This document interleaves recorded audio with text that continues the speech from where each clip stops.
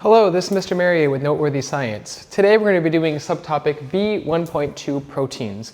Under the curriculum matrix, this falls under theme B, form and function, and under the level of organization of 1, molecules. Some guiding questions to keep in the back of your mind as you're learning this subtopic is 1, what is the relationship between the amino acid sequence in both the form and the function of a particular protein? And 2, it's how are proteins really affected by both their chemical and physical environments?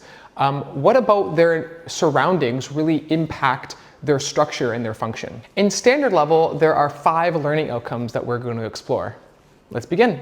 So we've already now explored water, carbohydrates, lipids, nucleic acids, and now we're going to look into the last of the 4 biomolecules, and easily the most diverse of all biomolecules.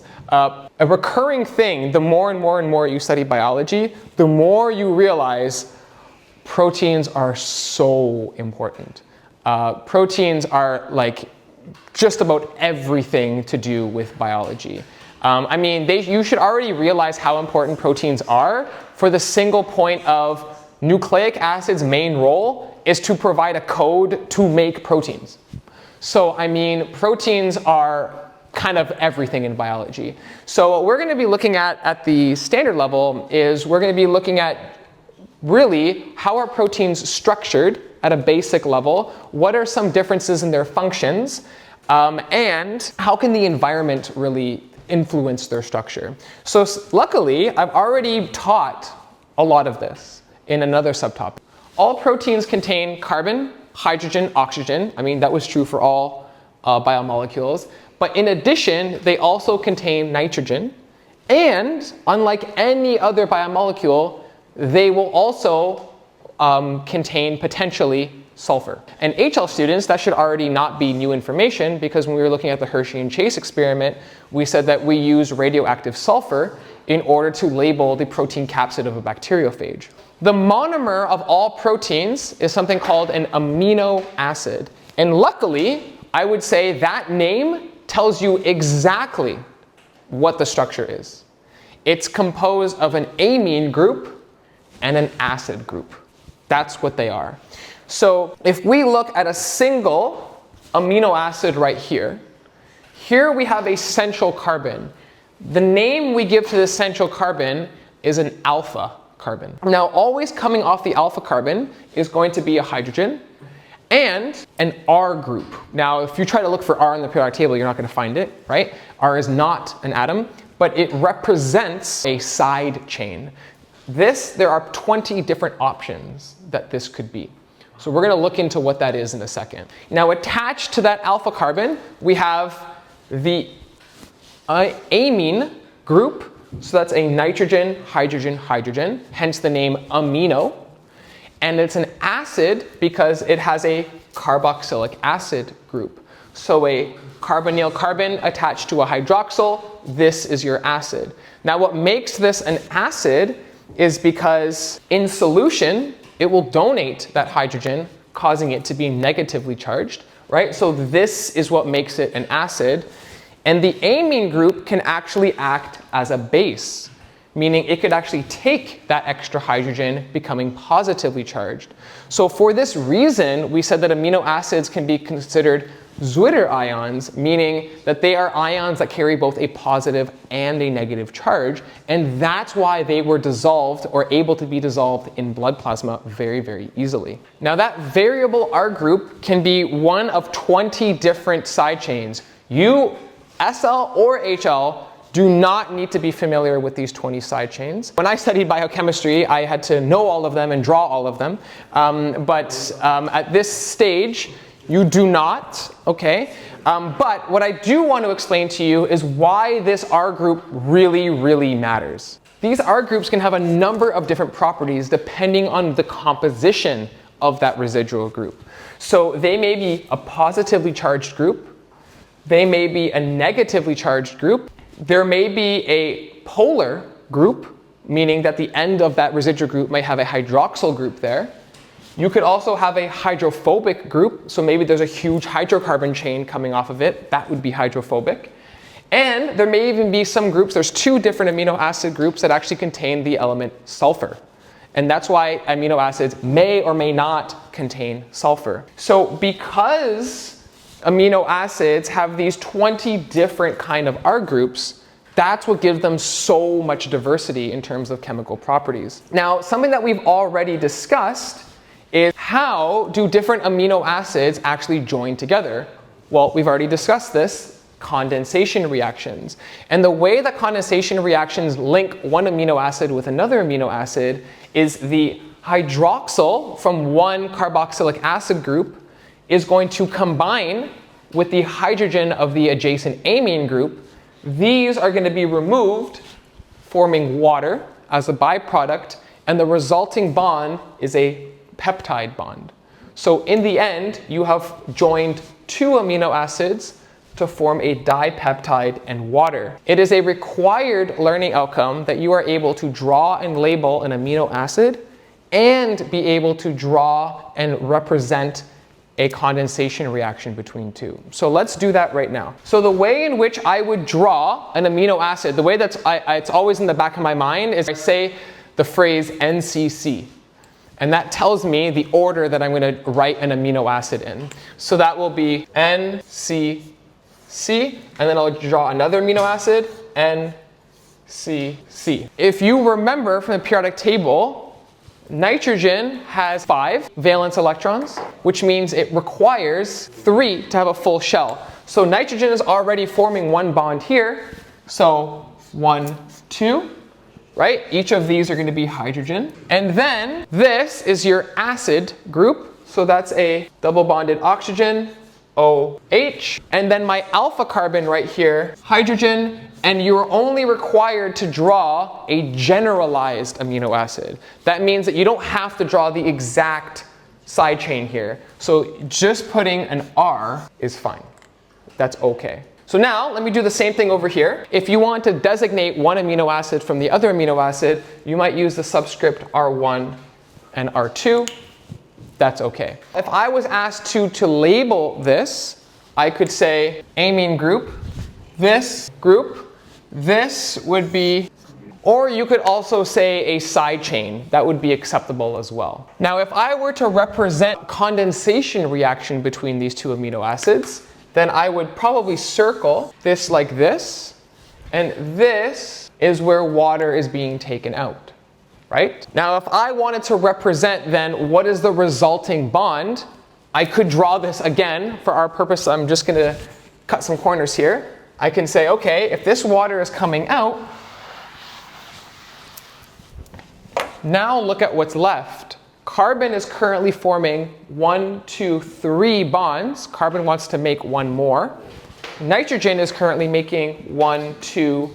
It needs to make 1 more. So the final bond is here. That is the peptide bond.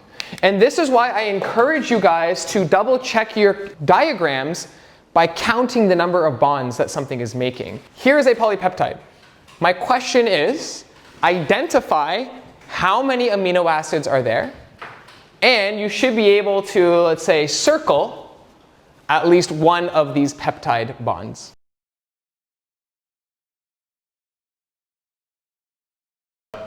NCC, that's 1 amino acid. That means peptide bond.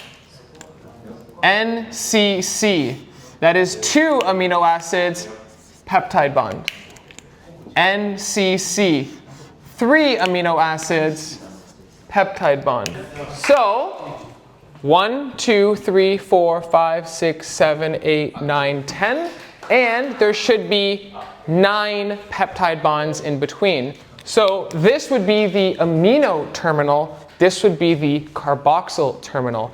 As we've already discussed, proteins are synthesized using a DNA code or a genetic code. And it doesn't actually just need to be DNA. If you're in viruses, it could be an RNA code. And the idea is all living organisms will have a DNA gene, meaning there's going to be a section of DNA that's going to have a code.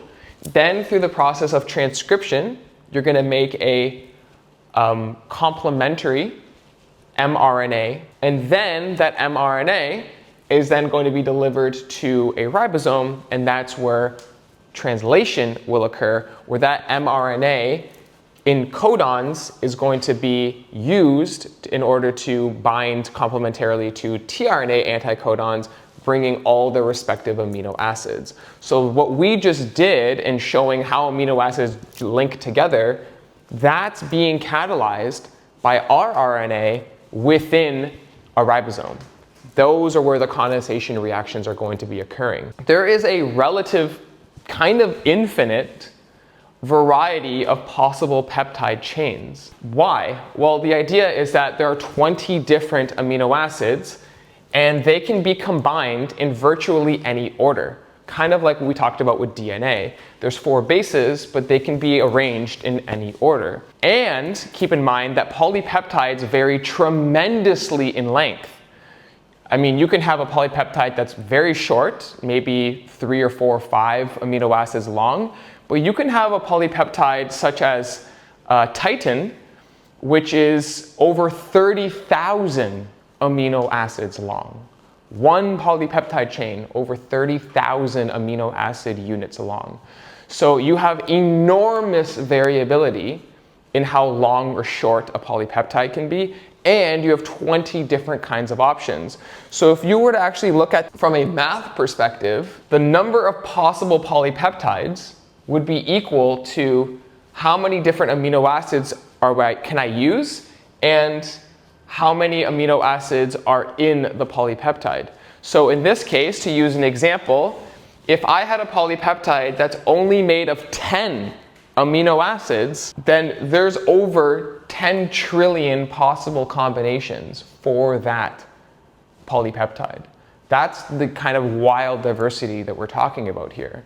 So that's why you'll see that the concept that polypeptides can be virtually infinite in variety is because, as we just talked about, there's no way I'll be able to calculate a value that would be 20 to the power of 30,000. That number is insane. So you can see where we're getting insane variety going on here in terms of the kind of proteins involved. Now, there is a term here that I wanted to explain, and that is a proteome. So what does a proteome mean? So you've likely heard of a similar term before, a genome. Your genome would be all of the DNA of a particular cell or organism. The proteome is all of the proteins made by a cell, a tissue, or an organism. If you took my skin cell, and you took my brain cell, and you took my heart cell, and you took my liver cell, and you compared their genome, it should be identical, barring potentially some mutations. But if you looked at the proteome, they would be very different, because the kind of proteins that my skin cell makes are going to be very different than the proteins that my brain will make, than that my liver will make, than that my heart will make. That's what we'll talk about when we discuss things like cell specialization and gene expression, where all of your cells have the same DNA, the same genes, but they're all not necessarily using the same genes in the same DNA. And that's why the proteome can actually be quite variable depending on that cell's function. In this course, we're going to be looking at a lot of different examples of proteins. Like, they're virtually going to be discussed in just about every subtopic, because you kind of can't avoid them. They're everywhere in biology. So the proteins that I'm going to explain to you right now, or that I'm going to show you right now, are not required examples of proteins that you need to know. They're ones that I'm just trying to show you that proteins have tremendous variety in their functions. And I want to give you kind of an example, like a case study or an example protein that displays a different function. Now, I also chose a lot of these specifically because we will look at almost all of these at some point in the course. So I'm just going to introduce them to you now. I might as well, but they're not you should be aware of at least 1 or 2 examples of proteins and how that protein displays a different kind of function. So I'm just giving you a bunch of options to choose from here. So the first one that I want to talk about is these collection of 3 different proteins that we'll look at when we study B3.3 muscles.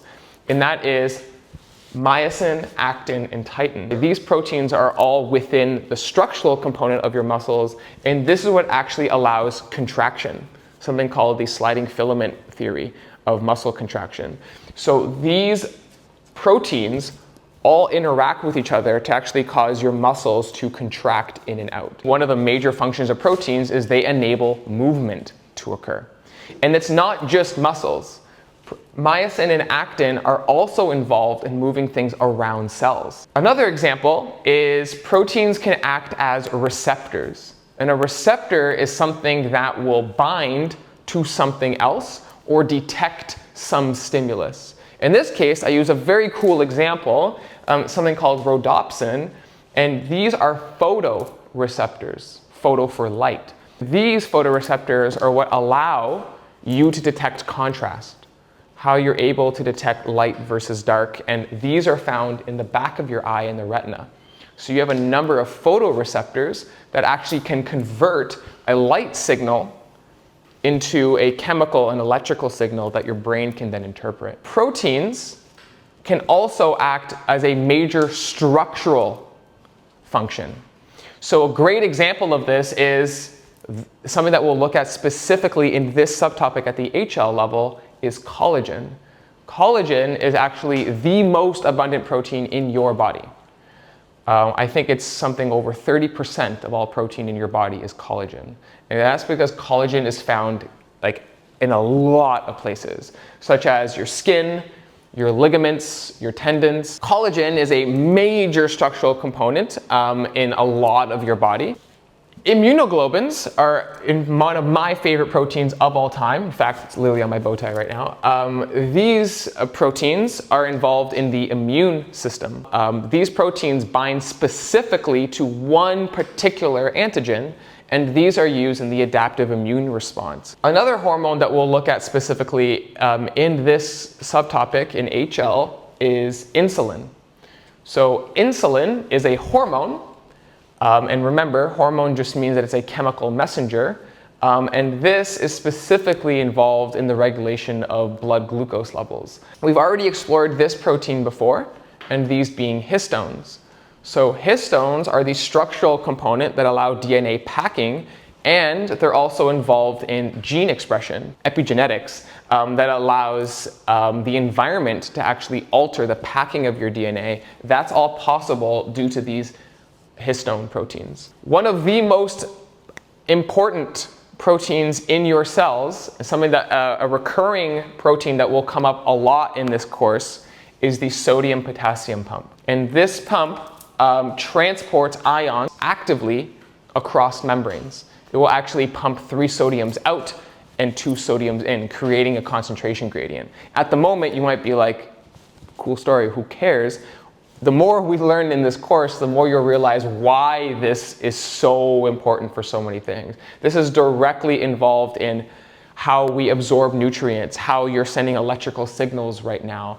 This is involved in just about every single one of your cells. And then finally, probably one of the most well-known functions of proteins is that they are enzymes.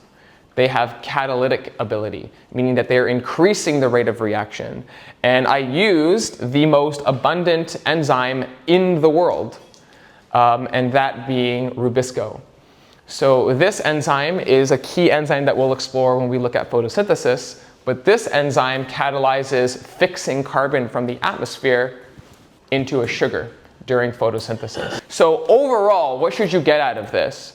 Proteins display enormous variability in their functions, and that is directly related to their structure, right? There's a huge interplay between structure function, and that's going to be a concept that we'll explore more, especially at HL, when the more and more you look at the structure of a protein, you can start to potentially deduce what does it do? What is its function? So form and function are a very key piece of understanding, and this is why there's so much research and work being done in trying to deduce protein structure. So the next thing I want to talk about is maybe something that you've heard before with respect to diet, and that is essential versus non-essential amino acids.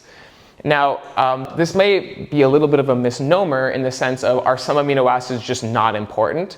Well, that's not true. I mean, all amino acids are important in building proteins, but where the term essential versus non-essential comes in is whether or not your body can synthesize these amino acids or not. So a non-essential amino acids are any kind of amino acids that your body can actually create itself. So your body can synthesize some of these amino acids by either converting other molecules into that. So in this sense, it's not entirely crucial that this is in your diet, because your body could ultimately make it if it needed to. Now, the essential amino acids, these are those that if you don't obtain these in your diet, your body has no way of synthesizing them. So these are essential in the sense that they must be a component of your diet so that you are able to synthesize every kind of protein that your body needs. So this is kind of the difference between, let's say, starvation versus malnutrition. I can eat enough calories, I'm not starving, but I could be malnourished in the sense that my sources of calories are not balanced and they're not where they should be. Now, typically speaking, this is probably not something you've ever had to think about if you consume meat. If you're someone who partakes in beef or poultry or any animal products, you're almost certainly getting any kind of amino acid that you need because they're widely present in all of these sources. Where this becomes more complex are in vegetarian diets and particularly vegan diets. So as someone who is a vegan, it's not impossible, certainly. There are plenty of non-animal derived sources of these amino acids. And that shouldn't surprise you because plants use the same amino acids that we do in order to build their bodies. So vegans can still acquire essential amino acids in their diet, but they have to be a lot more cognizant of it. They have to ensure that they are getting the necessary ones. This learning outcome is drawing attention to the fact that, well, if we're building proteins all the time, we need to have the building blocks. But your body actually can't on its own synthesize every kind of building block. You must acquire some from your diet. And this is just exploring why this could be potentially more difficult depending on the kind of diet that you have. How does the environment alter protein structure and therefore protein function? And the two major environmental factors that we're going to explore is the temperature and the pH of the environment. How do either of these things actually alter protein structure and therefore protein function? So I think something that we have to understand is that once a polypeptide is synthesized, it won't stay in that rigid, long linear form. Proteins will do what we call fold. They will fold in three-dimensional conformations.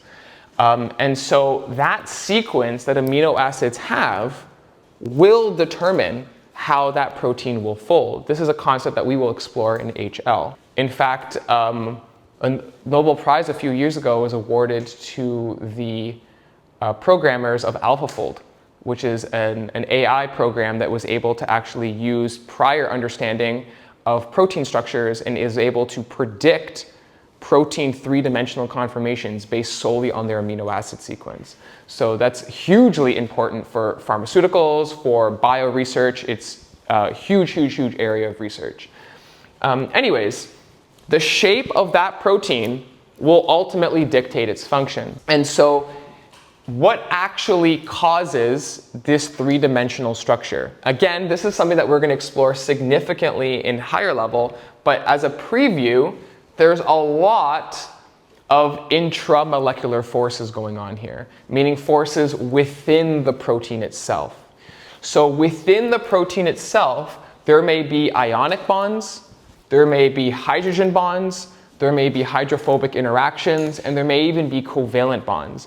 And where all of this happens is usually between the R groups of different amino acids. But the idea is that all of these interactions, that's what causes that three-dimensional structure. So if you understand that, now we're going to explore how would altering temperature potentially alter those interactions, or how could altering pH potentially alter those interactions. So this is why I think understanding this concept will help understand the rest of this really, really well. If you disrupt any of these forces, you get what's called denaturation, in which case, once those interactions have been broken or altered, then this protein is no longer going to be folded in its original conformation. And because that protein's function was ultimately dictated by its structure, it may either lose function entirely or potentially even could alter its function. Denaturation is really the structural change in a protein that results in the usually permanent loss of its biological properties. I say usually because there are instances where this can be reversed. But again, this is something that's going to become incredibly important, particularly when we look at enzymes. Because all of our metabolic processes are enzyme driven, if you then mess around with enzymes, you're going to mess around with metabolic processes. And you can see why that is such a big deal. So let's explore temperature first. It is just the average kinetic energy that something has. That's it. That's what temperature is. So if I'm increasing temperature, then I'm increasing the average kinetic energy of that thing. If I'm decreasing temperature, then I'm reducing the kinetic energy of that thing. And this is why it's kind of a weird concept to consider, especially from a physics perspective, that there's no such thing as cold. I can't add cold to something. I can only remove energy away. In metric, we're going to be using degrees Celsius, or when you do a lot of other calculations, particularly in chemistry and in physics, you'll be using Kelvin. So each protein will have an optimal range for its function, meaning from this temperature to this temperature, it's going to be able to function optimally. So what causes one protein's optimal temperature to be completely different from another protein's optimal temperature? And that has all to do with its amino acid sequence and how it's folding. So depending on those interactions, some proteins may have a very low optimum temperature, some might have an extremely high optimum temperature. What do you expect the optimum temperature for most of your proteins to be in the human body? Around 36, 37 degrees Celsius, right? It's not a coincidence that we are trying to maintain our body temperature at a specific temperature. Why that temperature? Well, it's where most of your enzymes operate optimally. So, and most of your enzymes are proteins. So the idea is that if you keep your temperature range in a protein's optimal range, then obviously you're going to maximize production and you're going to maximize functionality. As you increase temperature beyond the optimum, then what ends up happening is that the protein is going to start to vibrate really quickly because it's now going to be obviously having more kinetic energy. And that could actually disrupt those intermolecular forces within that protein, causing it to completely denature. And so that will ultimately alter the three-dimensional structure of that protein. This is a common misconception. Denaturation does not typically ever break peptide bonds. So the polypeptide as a molecule is still intact. You shouldn't think of denaturation like, let's say, hydrolysis reactions. That's incorrect. So the polypeptide itself is not being broken up. What's being disrupted are all of the interaction that it's making effectively with itself or potentially other molecules. Depending on the temperature and depending on how much of those intermolecular forces were disrupted, the proteins may be able to be reverted to their original form if that optimum temperature is returned. But typically speaking, that's not possible. A lot of times when we denature proteins, especially through very high temperatures, it's a permanent change. You're not going to be able to, even if you bring it back to the optimum temperature, those proteins are now completely non-functional or they are completely different in structure and you cannot return it to the original state. A good example of this is one that you've likely seen all the time, and that is in cooking eggs. So if you're cooking, like let's say a chicken egg, and you crack it open at first, you'll notice that the chicken egg is fairly translucent, where you can see right through it. It has kind of a jelly-like consistency. And the main protein that we're going to be talking about here is albumin. It's fairly soluble in water. So in this stage, if you zoom in to this protein right here, what I've shown here in fuchsia are the hydrophobic parts of that protein. They're all facing in. And the outer parts are all the hydrophilic sections are all facing out. So these proteins would be currently soluble. When you cook eggs, what happens? You're introducing huge amounts of kinetic energy, and so much kinetic energy now that this has been completely disrupted. And what ends up happening is that you no longer have this outer hydrophilic, inner hydrophobic. They're spread all over the place, and what does an egg look like now? It's insoluble. The translucent is no longer translucent, it's opaque, and the entire properties of that protein has changed, right? So how did that happen? Well, the protein is still there. You didn't delete a protein, but you've completely altered its structure. Let's look at a slightly different, maybe a less obvious environmental change, and that would be pH. So I always remember pH as power of hydrogen because it really has all to do with hydrogen ions. And so the way that the pH scale works, it's a measure of relative acidity or alkalinity, whichever way you want to look at it. The scale ranges from 0 to 14, 7 being neutral. So the closer to the extremes you are, the more acidic and the more alkaline you are. So 0 would be the most acidic thing, 14 would be the most alkaline thing. And so what happens is that as you get closer and closer and closer to a pH of 0, you actually get more and more and more hydrogen ions. It's an inverse relationship. So the more hydrogen ions you have, the lower the pH is. The less hydrogen ions you have, the higher the pH is. And the other thing that I think a lot of people forget about for the pH scale is that it is a logarithmic scale. So that means that a difference in pH between, let's say, 2 and 3, that is a 10-fold difference. The difference between a pH of 2 and 4, that is a 100-fold difference. So that should always be something that you keep in the back of your mind, because if, let's say, in a system, I'm saying, oh, the pH changed from like 3.6 to 4, you might be like, oh, it changed by 0.4. That's a lot. That's a significant change, actually. And so your body also maintains a fairly rigid pH range inside of your tissues and inside of your blood.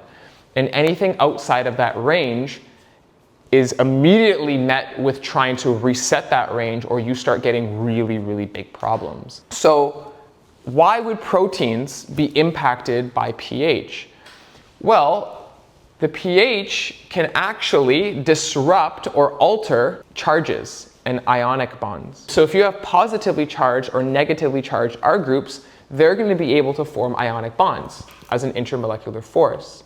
But by changing pH, you could actually manipulate the charges of either partial charges of polar substances or ionic substances. So let's look at an example. In gray, I have a simplified polypeptide, and here I have two different R groups. This R group is positively charged. This R group is negatively charged. Well, if I immerse this, let's say, in hydrochloric acid, a really acidic substance, what's going to happen? Well, what ends up happening is that those chloride ions actually are going to bind to here because they're going to be attracted to each other, and the hydrogen is now going to be attracted to that negative group. So before, where these formed an ionic bond, that ionic bond has now been broken. So you've changed the folding of that structure, even though you've actually not changed temperature at all. All you've changed is the chemical environment. You've changed the relative acidity or alkalinity of a substance. A lot of changes in pH, depending on how severe the change is, these are typically more reversible than changes in temperature. If you were to reset, so to speak, the pH of that solution back to its optimal range, a lot of these interactions could be reestablished, more so than, let's say, temperature. But in some cases, if the pH change is so great these may be permanent as well. Now, let me use another real life example that you may have seen before. If you've ever exposed, let's say, milk to, let's say, lemon juice or some kind of acid, then it will curdle. And that curdling is used to describe the milk starting to get harder and completely change in its consistency. So when milk spoils, it starts to curdle because the proteins within that milk casein is actually going to start to denature because of the differences in the interactions that was holding it together in the first place. But when milk goes bad, what's really happening? Well, bacteria are actually producing acidic products during that actual fermentation. And what happens is that that milk is becoming more and more and more acidic. So in both of these cases, both temperature and in pH, you're not altering the polypeptide chain, but you are altering its three-dimensional structure. And by altering the three-dimensional structure, you are then ultimately altering its potential function. That's the key. And that's what you should get out of this. And this idea of manipulating temperature and pH and changing protein function will be greatly explored when we look at enzymes. And we look at how does the environment of enzymes alter their function and structure. Let's go over the standard level learning outcomes for subtopic B1.2 proteins. So we started off by looking at the generalized structure of an amino acid. And you should be able to draw a diagram of a generalized amino acid and label the appropriate parts. Then using this idea, you should be able to show how two amino acids come together in a condensation reaction and being able to draw and label this as well. We then explore the difference between essential and non-essential amino acids and how this relates to diet. With respect to peptides and proteins, we explored why there's really an infinite variety of possible proteins. And the idea there being is that there are 20 possible different amino acids and can be arranged in any order, and that proteins can vary from a few amino acids to tens of thousands of amino acids. And then finally, we explored how does pH and temperature affect protein structure and how this can ultimately lead to denaturation. If you wish to learn more, which I always encourage you to do, then this page is a good place to start. So here are the textbooks that I used in order to develop these learning notes, and these are the relevant page numbers. In terms of simulators and interactives, these are a really nice way of exploring different processes that we looked at, such as protein folding and protein denaturation. There's also really good activities that can be explored here, and these programs really allow for the exploration of molecules in 3D space. This program right here is really awesome, and it's a protein folding game called Fold It, where players can actually compete in trying to deduce the three-dimensional structures of proteins. Here are a number of 3D models of particular proteins, and this is a little bit more geared to HL, as we'll be exploring hemoglobin, insulin, and collagen specifically, but it's a really nice place to actually explore what proteins look like in three-dimensional space. And finally, some really awesome articles to read about this is namely how AlphaFold was developed in order to predict protein structures and how this algorithm ultimately won the Nobel Prize.